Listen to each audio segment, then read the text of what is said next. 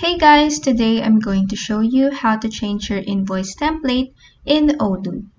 Let's get started. First, go to odoo.com and log in your account. This action will take you to your Odoo homepage.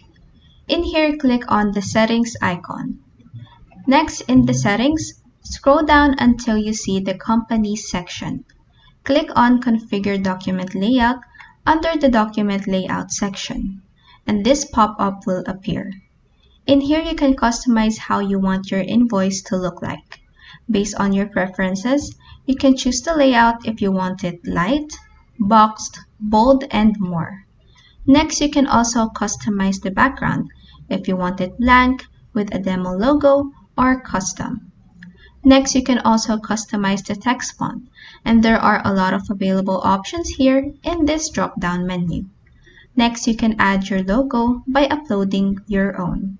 You can also pick any colors you want for your invoice. And then you can also add your address, tagline if you have one, footer, and paper format for when you print it.